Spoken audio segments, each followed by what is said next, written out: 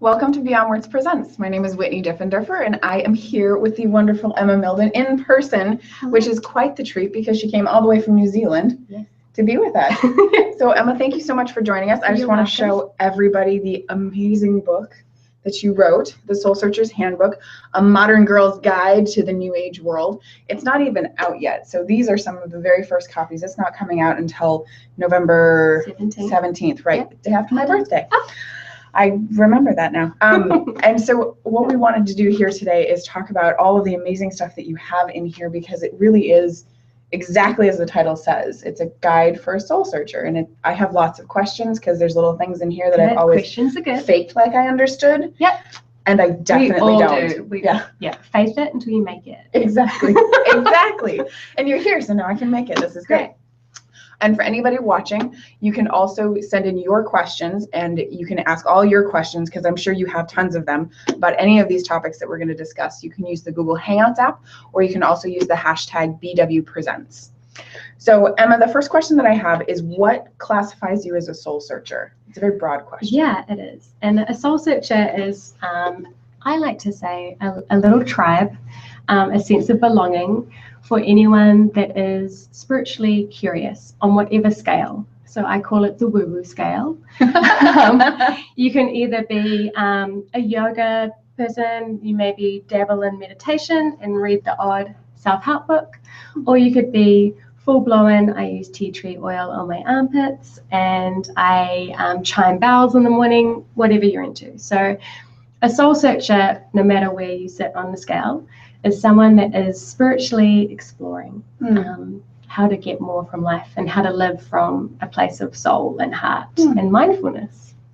And the thing that I love about your book is that there are so many things. Like, I guess I would consider myself a soul searcher, but I have not even dabbled in any of those things, partially because I don't even know where to start. Yeah. I'm like, ooh, crystals. They're pretty, and I know they have significance, right? Exactly. I'm a girl, shiny things always attract. Yeah. But so I don't even know where to start. So I mean, I guess that's the first thing that comes to my mind is like, crystals. Yeah. What do I do with them? What significance do they have? How do I pick one? Yeah. I totally relate with the feeling of being overwhelmed. And I will put my hand up and admit that I started my spiritual search on Google. Which is the whole reason why the book came to be. So crystals, I would say it's as simple as what resonates with you. So what one you're drawn to, whether it's shiny or pretty, the color, and to not overthink it and just to go with what you're pulled to and what keeps crossing your path, whether it's crystals or meditations or yoga. I think it's too easy to get caught up in what everyone else is doing or what's trending or cool. And the whole point of soul searching is that it's a really personal journey. So I always just tell people to Google, read, look, and go with what they're curious about. So yeah, there are no rules. I think that's the first thing about exploring your spirituality or soul searching is no one should tell you what's right or wrong or what you should believe in. It's simply about going what your soul, what speaks to your soul, and what gets you excited and what you keep wanting to explore.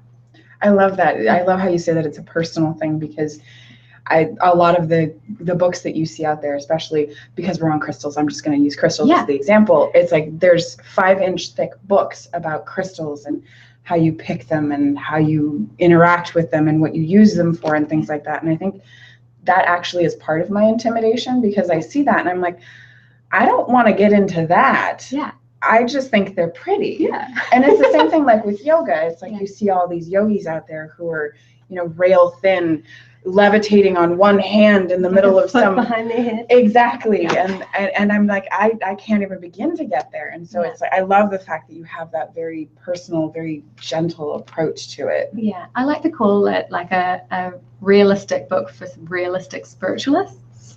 People that are real, that will like the occasional beer or bowl of fries. Never. That is intimidated about going into a yoga class.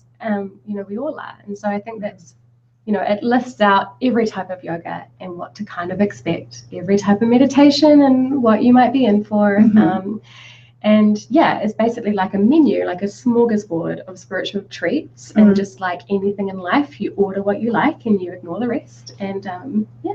Well, and you've been working with people who are kind of tending in this direction for a long time. You call yourself a spiritual personal assistant. Yeah. Which the first time I heard it, I was like, that doesn't and really does make sense. So what is exactly that you do? So I ended up calling myself a spiritual PA because I kind of report for service. So I do all the research and groundwork and the reports and underlining and note-taking for my boss, which is the readers, which is you.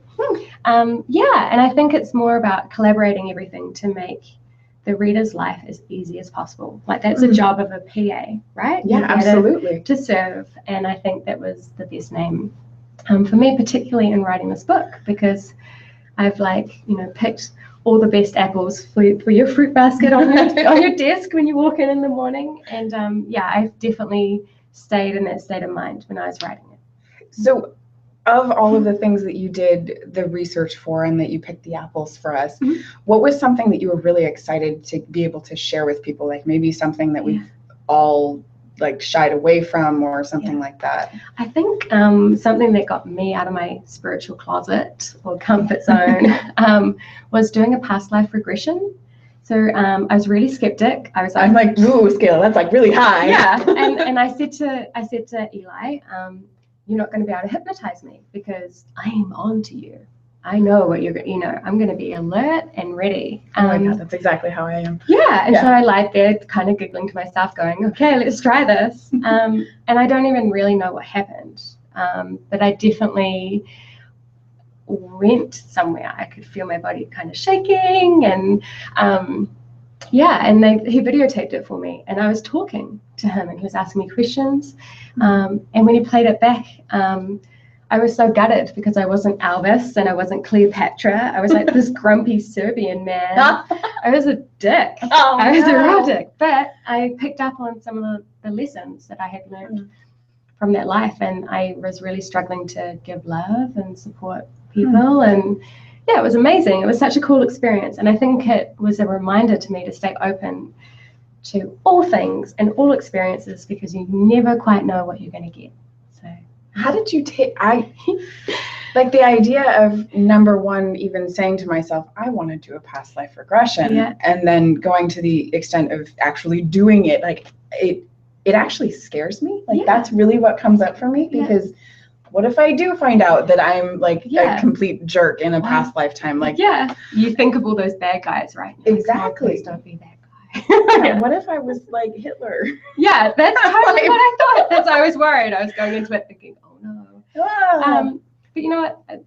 They say, I personally believe that we've all had completely different experiences and we're all here to be human, which is the good and the bad. So well, and it's for me, hearing about the past life regression, of course, that's my threshold. It's probably a little bit less than that, but for a lot of people that threshold is something very small. It is walking into that yoga studio, or it is walking into that new age bookstore to get their first book, or even just purchasing their first new age or spiritual book. Hiding it behind your jacket. Exactly. So it's that moment, and what I would love if you have advice for people who are kind of on the cusp of that moment but not wanting to take that next step.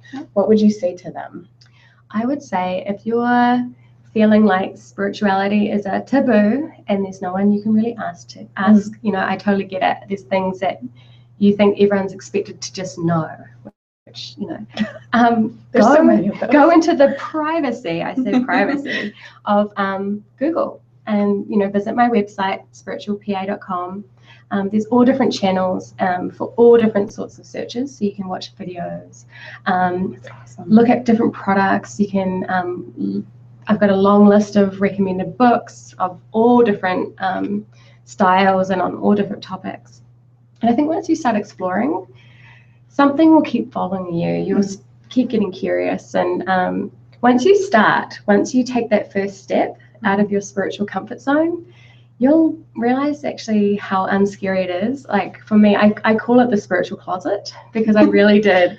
You feel people out and you sometimes talk about crystals, or you'll sometimes talk about angels, or, you know, you start to feel people out.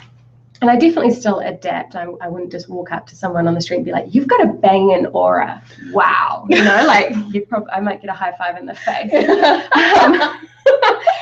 But I definitely am a lot more open. And I'm so surprised with how many people are actually also soul searching that you wouldn't expect, you know, like the lady over in the accounts, or the lady at the bookstore, or the barista that's serving your coffee. And it's once you start awakening to it and paying attention, you'll notice that you're definitely not alone. Well, and it's very interesting because over several of these interviews, there have been a lot of teachers who've told me that it's a time, like right now, it's a specific time when more and more people are awakening to this kind of spiritual world. And so there are more people out there who, like the barista at your coffee shop or whatever, that they're actually exploring and looking. And the thing that immediately comes up for me is that I have a husband who is an engineer. He's an electrical engineer. He's very pragmatic. And you talk about any of this stuff to him, and he will go on like a half-hour diatribe about why it's all crazy. And I know I'm not alone in that. And I know that's part of what a lot of people's fear is, that there's this whole group of people around them that they're like, if you say the word spirit or I believe, all of a sudden it's like, no. So how do you deal with those people? Like, or do you not deal with them? Yeah, well, I guess, I mean, I'm a firm believer that everyone is totally entitled to believe in whatever the hell they want to believe in. And who says, like, who are you reporting to, right? Like, who made these rules? And I think, you know, when we look back in time, our ancestors and the way that they operated, you know, like some of the biggest queens and kings of history would always make big war decisions. Some of the biggest business people would always make huge investor decisions or sale decisions on astrology or numerology, you know, and back then it was completely acceptable. But these days, if you walked into a board meeting with like a moon chart and said, the moons are not in line, we cannot do this, you would definitely probably be escorted out of the building. Yes, you know? Absolutely. So I do think I agree with all the people that's saying it's a shift. You know, they said that it was from September 2015, there was a rising, like a lift up. And everyone sort of on the elevator, the spiritual elevator went up a level. And I do feel like we're doing a return to cycle. And, you know, from our ancestors right until like the 60s, where there was definitely another surge of good vibes. Oh, yeah. It's coming again. And you don't have to be on the crazy chain. That's why it's called woo-woo. You know, all aboard. But yeah, I think the yoga movement is awesome. You know, there's like 3.4 million Americans a year that do yoga. Over 2 million people a year that do meditation. More children are doing meditation. And we think about how we're taught in schools to be busy and succeed and achieve and get stuff done. And we're not really taught how to feel good and how to look after ourselves, and particularly within. And so it makes sense that now we're starting to seek that sort of information and search for those sort of answers. And you see it in the holistic and wellness industry. People are really starting to nourish themselves and look for soul food. Thank goodness. Yeah. Finally. Well, I just want to pause a moment and I'll show the book again. This beautiful book. We actually have a discount running. It's not out yet. As Emma says, it's not out until November 17th, but you can get one of the very first copies. We will ship it to you so that it will be there on pub day. It's 30% off, and you have to go to the website, www.beyondword.com/Mildon, Mildon, her last name, and you will get 30% off and right on pub day. So be sure to go there and grab it, because there's all sorts of other awesome things that we're going to talk about. So the next thing that I really wanted to ask you about, because my brother talks about it all the time, Feng Shui. Oh, yeah. I don't know what it is. Yeah. I know energy. Yes, there's energy around it. And I heard you say when we were walking around the office that our boss has bad Feng Shui because his back's to the door. Yeah. So what is something simple, like let's say for the office, like if people watching right now are in their offices, what is something easy that they could do to give themselves better Feng Shui, or even know that they have bad Feng Shui? Yeah. I would say the first thing is to probably admit that you've probably been in a Feng Shui war before. Like, have you ever moved a chair and then moved a table and then moved a plant and then moved your computer because this hasn't felt right. Yes. Yeah. So you've known that it just hasn't felt right, and you don't need to label that feeling, but that label in the Feng Shui realm is Qi. So I call it Feng Qi. You might be feeling Feng Qi. So I walked into your boss's office and it had Feng Qi. And the number one thing I would say, if you're sitting in an office space at the moment and your back is facing the door, try and move yourself so that you're at least can see the entrance. So if you can see the entrance and people approaching you, you're in more control of your dealings with people.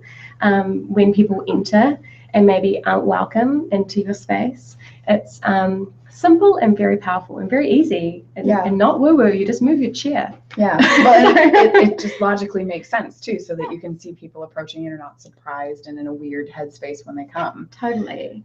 I would also say it's really intimidating subconsciously, whether you realize it or not, to have people looking down at you. So if you have people on maybe friends and family or idols to look up to. I used to have Steve Jobs glaring down at me in my study. And you're actually meant to have things that inspire you, but in a not intimidating way. So I'm a big fan of a mantra wall.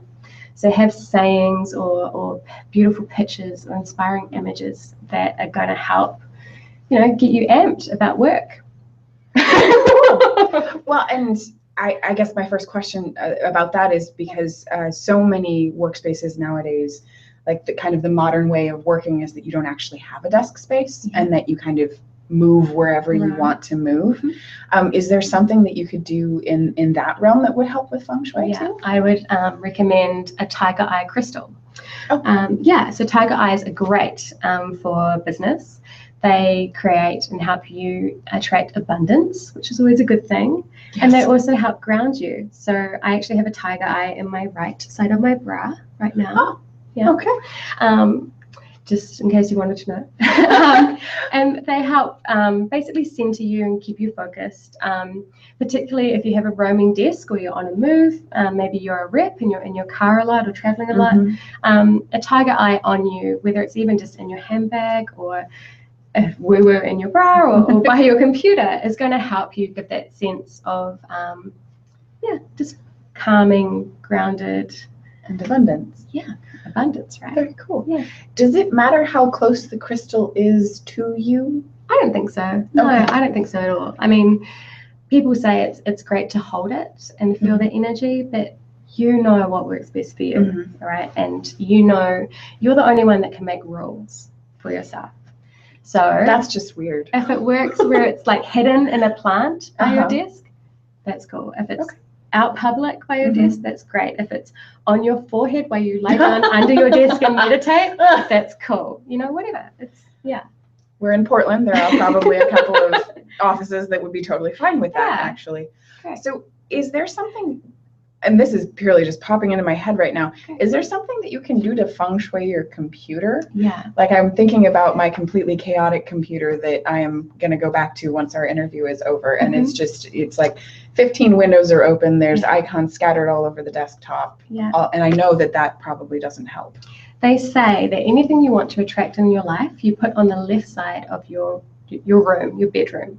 Okay. I believe that anything you want to attract into your business space, you put on the left side of your computer screen, right? Okay. So I would normally put things that make you feel organized or calm, or your accounting section that relates to money, or your successful project files on the left side.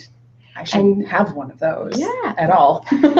And then just anything that may be lower priority or not so great. Like the homework, just put that in a file on the right side of your screen. Yeah. Fascinating, because the left side of my screen is completely empty and the right side is piled with stuff. That's interesting. Well, yeah, I mean, some people just put a picture of Brad Pitt on the left side of their screen and that works too. Okay. I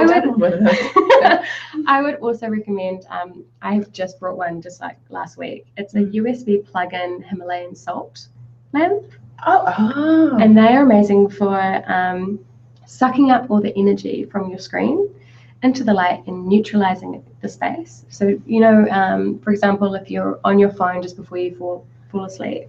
The light pollution, the energy of the, every single computer or smartphone has a quartz in it. Has a clear quartz. It has a crystal. Did you know that? No, I didn't. Yeah, so you're already a crystal junkie. You've already got that. Completely. Yeah. So that energy stays with us and sort of messes with us through our day. So having a tiny little lamp that you can plug in that sort of sucks out all the bad vibes throughout your day. They're really little. I just got a really cute one because I'm traveling. Yeah. Plug it in. Is that something you would recommend in the bedroom too? Definitely, yeah. Okay. And they're you can leave them on all the time. Oh. Yeah, they're really great for cleansing the area. So is a clear quartz. Okay. So if you've got a space, particularly a meeting room or a lounge where you invite guests in quite a lot, I would put in a clear quartz. You can hang them from your window. You can hide them in your plants, however public you want to make it. And they're great also for helping cleanse the energy without you having to like smudge stick your house. And, it's easy. Yeah, you don't have to do anything with them really. They just keep the energy nice and clean. I actually had a girlfriend who just had a baby shower, and I gave for the baby's room a beautiful hanging clear quartz. People would be going into the room and being all cutie with the baby, and you don't want that staying in the baby's nursery. So yeah, they're really and way more acceptable. If you walk around now, you'll see them hanging in. Yeah. Well, and you can even give them something that doesn't even look like necessarily a woo-woo anything. Yeah. It's just a beautiful piece of something to hang in the window for the baby. Yeah, it's beautiful crystal, not like a dragon holding a crystal ball blowing smoke. Probably not. No. Not for a baby. Maybe not. But one of the other things that is always a concern is this kind of lifestyle it can be expensive. Yeah. I always think whenever I think of like a holistic living or spiritual living, I start thinking about Whole Foods, because Whole Foods has all of that stuff. Yeah. And Whole Foods, AKA whole paycheck. Yeah. It's very expensive. I've never heard that. Oh no. That's true. That's what we always call it around the office. And so that's immediately another barrier. I mean, not that I guess I am looking for barriers. I don't know what this is, but you're human. It's only natural. Right. I've had all those barriers too, and I totally relate. Again, going back to like the realistic spiritualist, I am not living off turmeric and chia seeds. Like I eat real food, and for me, I'm a big believer in everything in life is about balance, right? It's sunny, and then it's nighttime and it's dark. We have summer, and then it's winter. So I don't think, I would argue, it's actually not natural to go against our occasional urges to celebrate our life and reward ourselves sometimes. And whether that's through food or experiences or buying ourselves a treat, everything in balance. So as long as you're making some conscious effort to either buy products that are made ethically or are better for you or help make you feel better, and whether that's through food or going to a fitness class or doing yoga or even sitting down and taking 5 minutes just to rest, it's all good for us, right? So again, there's no rules. Don't report to anybody. Yeah, I love that. I love that it's personal. I love that because it really is.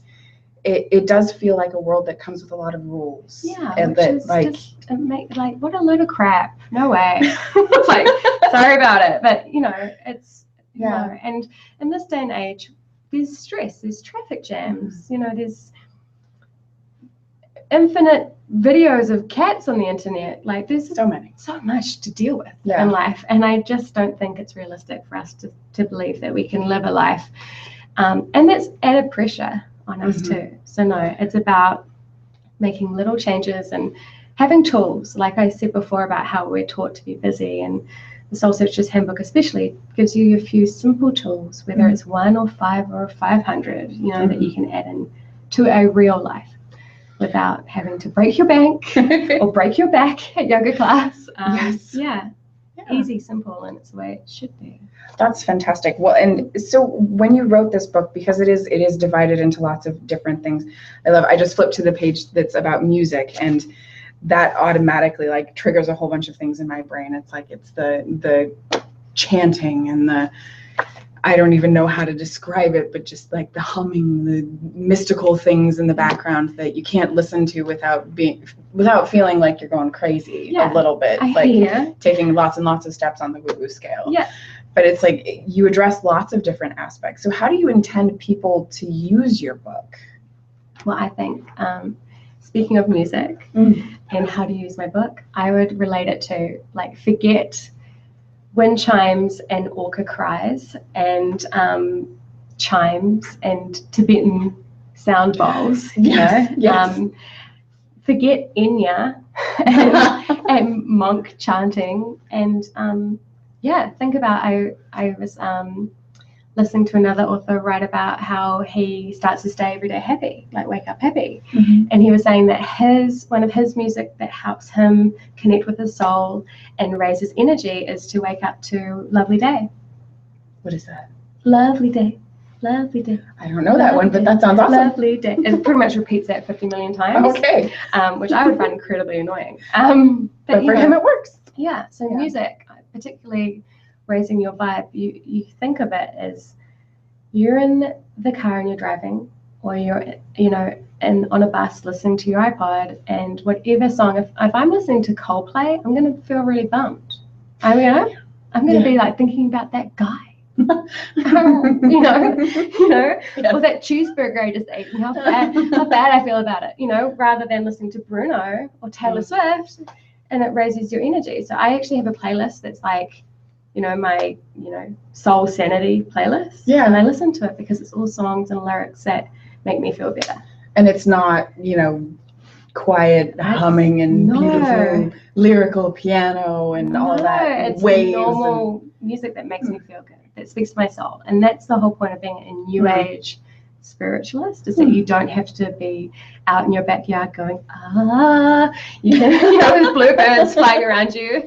You can literally be listening to Taylor Swift and shaking it off. I love that song. Yeah. Oh my goodness, I love that song. Every time it comes on the radio, I just start moving. So maybe that's one of the things that needs to be on my spiritual playlist. Yeah. And you know what's so cool about music is that most of the time we're drawn to the music or instruments or beats that have a huge spiritual underlining. So every instrument is actually connected to a different soul, different chakra, energy center. Yeah. So chimes, strings, pianos, voice is your throat. So if you in particular are really craving some opera, you've probably got some stuff you want to say. But anyway, so it's interesting. So yeah, if you're really curious, tap in and listen to the songs that you're really into at the moment. Either listen to the lyrics or listen carefully for what instruments are playing and Google them, find out what they mean. It's exploratory wise, you can take it as far as you want to take it. I never knew that they were associated with chakras. Ever it's before. Interesting, right? That's very interesting. Is there something, I know that a lot of people talk about the beat as well, like the beat has a lot to do with, how it moves you or what you're dealing with at that moment. Is that associated? Well, drums especially. So drums is associated with the root chakra and how you're grounded. So particularly like I do guided meditations. I did one yesterday and it's Rise Your Vibe meditation. And we go through, and obviously meditation is normally meant to relax and unwind, and this one I'm like winding you up like a spiritual internal rave. It doesn't make sense at all to me. You leave buzzing, like you leave in such a good mood, like everyone leaves high-fiving each other. And we start from the root chakra with drums and move our way up. And you can feel some people do sort of get a little bit emotional because it's almost like you're pulsating and beating out some of your crappy week, and it's fun. That sounds like something I could really use. Yeah, it's fun, right? Yeah, I'll send you the playlist. Oh, that sounds fantastic. Well, so, and one of the other things that we're coming up on, of course, is the turn of the year. Yeah. And so, cool. Given that we have, 2 months left in the year and lots of people are starting to think about their resolutions and things like that, I always try not to make them because when I have an inordinate fear. I have a crazy fear of failure. And so I don't make resolutions because I'm like, I don't want to say something that's not going to happen. Yeah. And I also kind of don't want to tie myself down to having to do something that will then be a lot of hard work and I don't know, whatever. Yeah. All those wonderful natural things that go through a human mind. Exactly. I have a very human mind and I'm learning that through all of these interviews, which makes me feel so much better. Good, because we should all feel normal. right? Yeah, I'm with you. Equally as crazy as fun.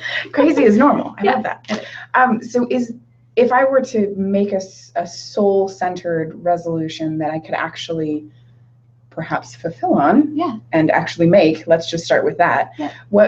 How would I go about that? What would that look like? What are good ones for 2016? Yeah.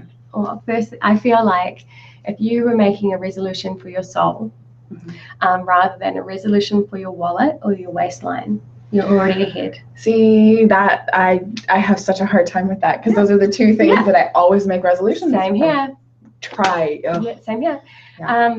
You are going to weigh easily, not even really have to get out of bed on day 1 of January to fulfill a soul resolution, right? Okay. And I think if you follow a few easy guides, like I'm going to let myself be open to learning something new this year, right? You will learn something new. Absolutely. But also too, you can be open to using different tools to guide you throughout your year. So I love numerology, right? And it's you're like, God. I'm like, I vaguely know what that is. Yeah, it's basically you add together a few numbers and it gives you a few clues in terms of what's going to come up in the year or in a personal year. So when we look at 2016, the numbers add together to add up to 9. Okay. Now we're currently in an 8 year, and 8 is all about money. It's that infinitive flow of energy in, energy out. Okay. So you're either going to have a really successful business year, get a pay rise, do quite well with your savings, or you're going to have a real fun year and you're going to spend all your savings, and your bank account's going to take a hit. Okay. But in 8 years, people either do really well or they just spend money. But it's that whole idea of that in a year 9. So in numerology, there's 9 years to a cycle. In a year 9, it's like a natural ending. So it's the end of the cycle before we go to number 1. Okay. A year 9 is sort of organic completions. So it's just you're ending a book. Okay. All right? It's like the end of a chapter. So you might find that you change some of your hobbies. You might change some of your lifestyle. You know, it will probably be the last year that you might enjoy part of like an old life. You know how sometimes you look back on yourself 10 years ago and you're like, oh my gosh, I'm such a different person now. Oh, absolutely. Yeah, and that's because you're in a 9-year chapter. So enjoy year 9 because you're pretty much going to be saying peace out to your old self. So, and it's normally a year that a lot of things come to a natural end, whether it be jobs or relationships or friendships or lots of people complete study, or year 1 completely changed their idea on a study. And it's a really good year. So I would say if you make a soul resolution, use tools of spirituality to help you. So I'm going to give myself more time to relax and regroup, which could be I'm going to try meditation and yoga and listen to music. You know, you're not binding yourself to one or the other. Numerology, there's so many different cool ways that you can. Well, I love the way you phrase the resolution too. It's very open-ended, very wide, and then you choose what goes underneath it, because I think a lot of things that a lot of people do is they say, okay, this year I'm going to work out more. Like not I'm going to be healthy or I'm going to be stronger, whatever that is. It's like, no, I'm going to work out more, and that you almost set yourself up for failure. And you know what? I think if you have something that actually serves you and everybody else, like my New Year's resolution for this year was to be a better person, right? Okay. And every now and then I'm like, how am I a better person? I'm not going to throw a tantrum about something. I'm going to walk out the road and give a compliment to a stranger, you know? So every day I actively try and give a compliment to someone. Little things, you know, and for me, I feel like I've made a conscious choice to try and better myself throughout the year, and it's achievable because depending on my mood, you know, and how far I want to take it, it could be a simple smile to someone that looks down, or it could be a compliment, it could, you know, be helping someone else. And I think that's the whole point of particularly a soul resolution, stuff that will make you feel good. It's almost like a guide as opposed to a you have to. Yeah. Who makes these rules? Like, where did we learn this stuff? I don't know. It just appears in our brains all of a sudden. I don't know how that ever happened, but it absolutely did. I don't know. And I'm becoming very aware of it as we talk. Okay. So I want to take another second just to pause and to show your beautiful book again. Again, yes, we do have finished copies because we're lucky and we're the publisher, but they are not out yet. So November 17th, it will be on shelves, but you will be able to get one of the very first copies if you go to beyondword.com/Mildon, Mildon, and you will also get 30% off. So run over there, and it has all of the information like what we've been talking about and so much more. I mean, I could probably bring up all of these crazy things that I've been wondering about, and I am going to bring up one more. So be sure to run over, grab that, and start your year off right, because I can tell you that a soul resolution sounds a bajillion times better than any resolution I've made in my 30-odd years of life. So the one other thing that I did have a question about is aromatherapy. Oh, yeah. So I know there are essential oils out there in the world, and I know aromatherapy is a thing, and I know that there are like diffuser sticks that you can put in your house, but I'm like, I don't have any idea how to use it. Yeah. I would get one of those bottles of oil and I would probably smell it and be like, oh, that smells nice. Yeah. And be done. Yeah. I don't know. What do you do with it? Do you know, I would say the first people like always ask me about aromatherapy is, does it mean I have to give up perfume? No, it doesn't mean you have to give up perfume. Like, it's just an added thing that you can use when you know that you need an added kick, whether it be energy or focus or calm, whatever you need. And they can be used in such different ways. So I like to put lavender drops on my pillow.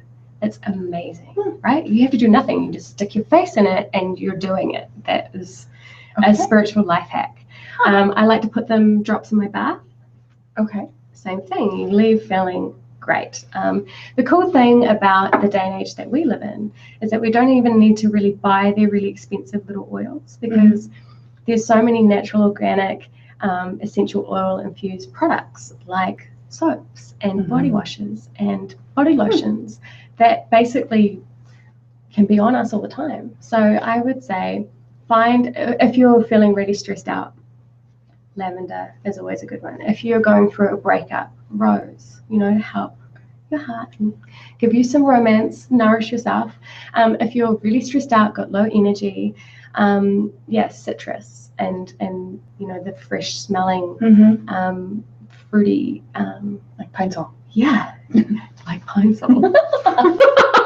That may not be totally natural, but so good. Yeah. And I always like to say to people, if you're really feeling overwhelmed and you're thinking about it too much, like, grab a few bottles and don't look at the labels and smell and literally follow your nose, because you know instantly what smells good, right? Okay. Yeah. And that's normally what you need. So think less about it is probably the key. My mind is still being blown by the fact that you don't have to buy the little bottles of oil, and you can just what are you doing? Get whatever you want, because it's always been my thought that you have to get the pure, you have to get the and you have to mix it with 100% natural, whatever. And it's, again, those rules that have just appeared in my head, because there are all these amazing smart companies that are doing all the hard work for us, awesome. But yeah, particularly like the roll-on scents, like you say, are really good. And I keep one by my desk when I'm like a ticking time bomb and I can feel a big mushroom cloud about to come out my head, because I'm normal. I have moments where I explode. I'm having one of those like right around now, and so I'm just like, okay, where are they? I need to go get one right now. Time bomb. Yeah, and I've got one that's just calm, and I roll it, and I take a few minutes, and I'm just like, it's okay, like, so get you together.